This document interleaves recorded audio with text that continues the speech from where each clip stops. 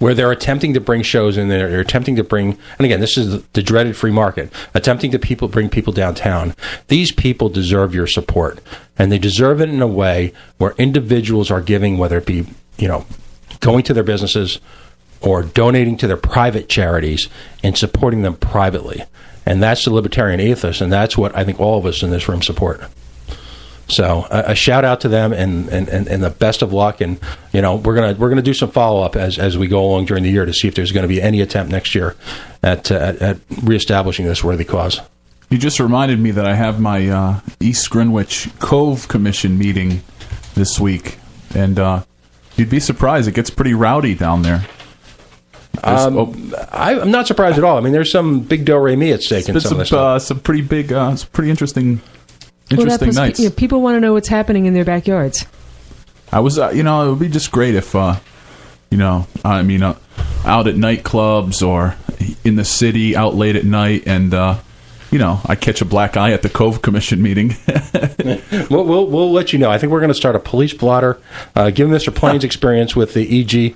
Polizei and Stasi, I think we're gonna be doing a police blotter. Maybe that's what we should do for the political silly season. A police blotter? A police blotter. An ongoing comment on who's gotten arrested, how, and just who they said they were, and how quickly they asked, "Do you know who I am?" Yes. That could be a lot of fun. We are a little over halfway through the program, so we're going to take a quick break.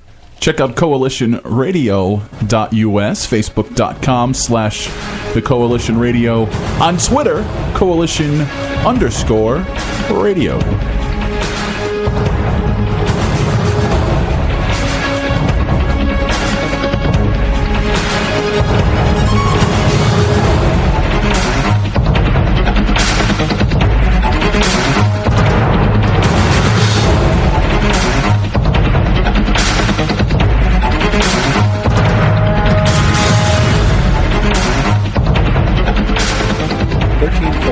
Definitive source for cannabis culture, with a print magazine, radio show, live events, and so much more.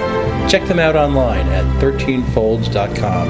That's the number 13, FOLDS.com. My name is Angel Rach. I'm a mother of 2 teenage children, and I fought all the way to the Supreme Court for the right to use the medicine that saved my life. I've been permanently disabled for 10 years, with an inoperable brain tumor, wasting syndrome, and several other serious conditions. For 4 years, I was in a wheelchair, in so much pain, I couldn't even hug my kids. The hardest part was looking in their eyes and seeing how much they were suffering because of my medical condition. The medicine that gave me my life back and gave my kids their mom back was cannabis, also known as medical marijuana. With medical marijuana, I can walk, maintain my weight, and I can be a mom. Without it, my doctors believe that I would die. To learn more about medical marijuana, contact Marijuana Policy Project at 1-877-JOIN-MPP or on the web at mpp.org. Hey everybody, it's Tony Jones. When I'm not here yakking about politics, I spin records. That's right, if you like good old-fashioned rock and roll radio the way God intended it to be, then tune in to The Tony Jones Show. The information's online at tonyjones.org. That's tonyjones.org. I found a picture of you. Heading out on the town tonight? Be sure to log on to providencenightout.com and don't forget to check their cell phone app. That's providencenightout.com.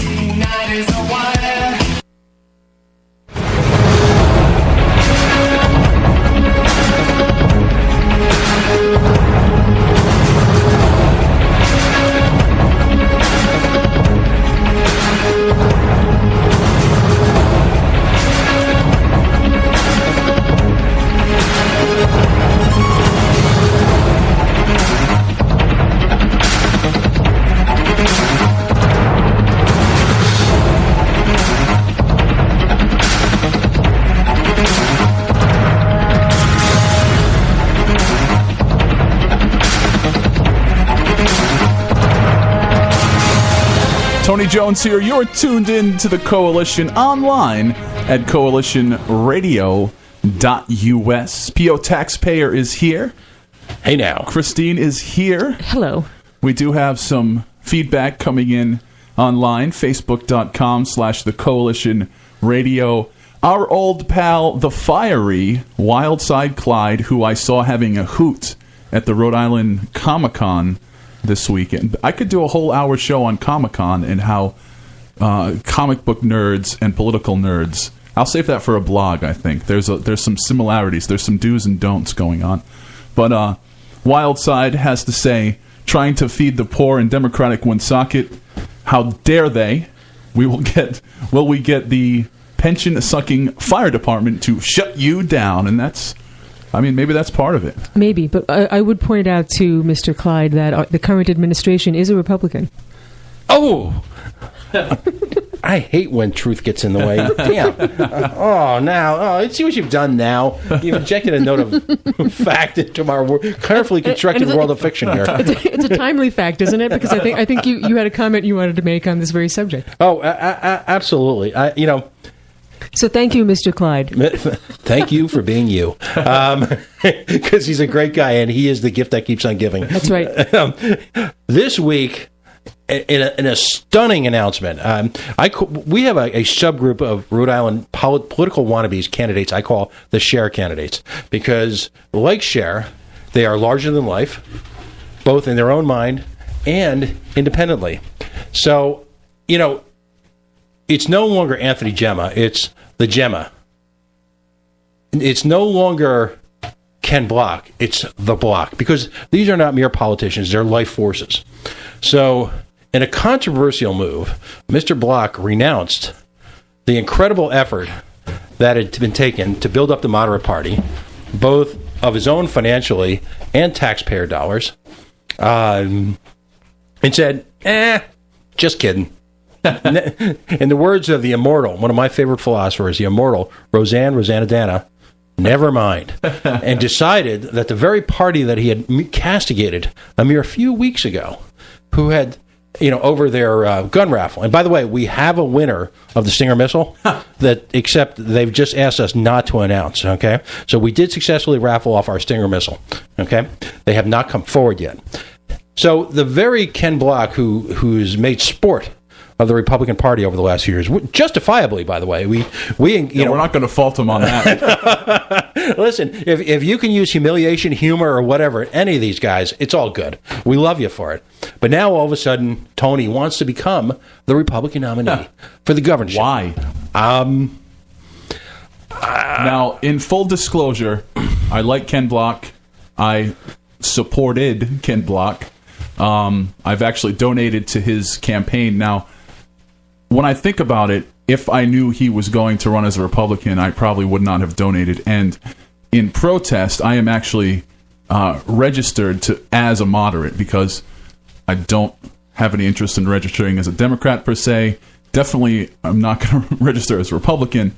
I can be unaffiliated and have some fun in the primaries, or I can do my protest registration. So I know, P.O., you said at one point you were registered as a Green Party. I was a member of the Green Party because they were the only ones at the time who had the cojones to take on organized labor, I'll call it state employee organized labor, because I'm a pro-private labor union kind of guy, all right? But they were the only ones who took it on, all right? And they're the only ones who were willing to actually take a stand. Now, flash forward, the Libertarian Party in the United States has started to emerge. And that was just something we wanted to touch on tonight, because ultimately the seeming demise, because it really was a party of one, the seeming demise of the moderate party brings up the bigger question. And the big question is, can a third party survive? And what role is it more viable for that third party? In this case, the only one that matters to us. Sorry. Well, you. Us. is the Libertarian Picture me movement. kicking P.O. in the shins right about now. All of a sudden, I realize I'm surrounded by Green Party people. Kick him in the gut. That's right, because we now have Dave Fisher with us. He's in the house. Good evening, folks. Dave is in the house. The Woonsocket chopper just landed on the road. You mean and the traffic was backed up for miles. the Woonsocket Air Force? Yes. Woonsocket Force One. If you remember a few shows ago, we had him in while he was running for mayor. He ran a spirited campaign. I believe the only real information based campaign in Woonsocket. Everything else is a cult of personality. Personality or identity politics. If you have Cult an of lack of personality, maybe.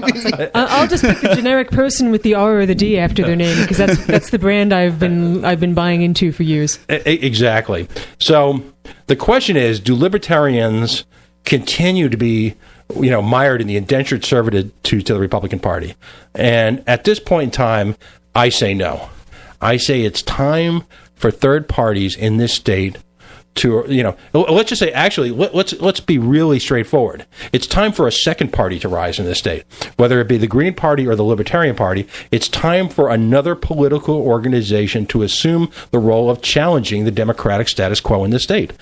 What do you say? Absolutely. I couldn't agree more. But I think that aside from the big D, the big R, we're really looking, especially on a national scale, of two parties that have become just the party of the corporation. You know, they're funded. Their campaigns are funded by the corporations. They're putting, when you have a former CEO or a former CFO of Monsanto coming in as the head of the EPA, and when you put Tim Geithner in charge of the country's money, look how narrowly we had to have a populist tantrum to get Larry Summers to back out.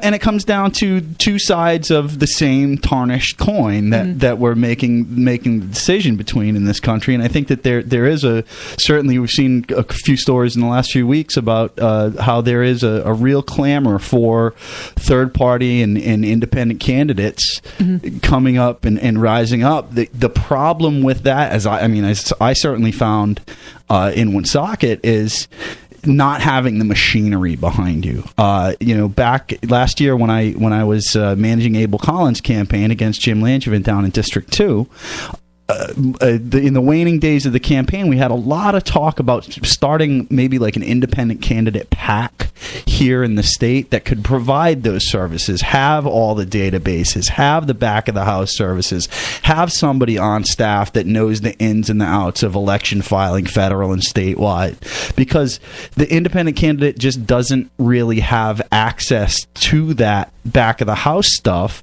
and it's a real steep learning curve to get that stuff correct the first time out. And the last thing you want, especially if you're running for a U.S. congressional seat, is the last thing you want is the FCC crawling up your rear end with a microscope at the end of the day. Right. And I wouldn't put it past the candidates with the bigger funded campaigns should be putting a bug in the ear of, hey, go investigate this person. Sure, absolutely. And they have the pull and they have the clout to do it. Well, their party members are the appointed honchos for the organizations. It's a self-fulfilling prophecy at its very worst. They're in charge of the very organizations that monitor who's allowed in and out of the party. Yeah. So you have this cabal between the Democrats and the Republicans to say, this is a two-person club. No one else need apply. It's political racism. One of my favorite quotes from Tony Affini, who is the Green Party president here in the state, is you may think that the Democrats and Republicans don't agree on anything, but they agree on one thing, which is keep all the other guys out.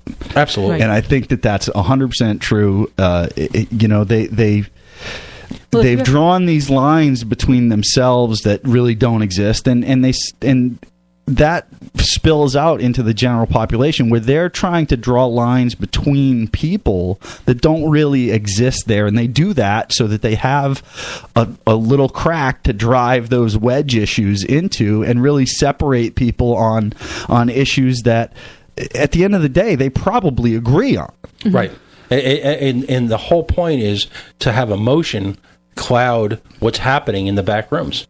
Absolutely. We're obsessing over whatever the crisis du jour is, and we're losing sight of the fact that there's a machinery in the state that's controlled by half a dozen people. Yeah, I see it in this Woonsocket mayoral race with, and I appreciate your compliment, sir. I really, one of the first things I did when I decided to do it was got to have a platform, got to have a plan. Yeah. You got to have some type of tangible something for people to glom onto.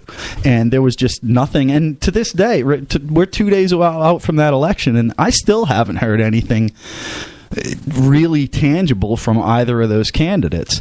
And I think that it becomes that bombast. And I've seen, Lisa running at Leo and saying, you were the mayor, you were on the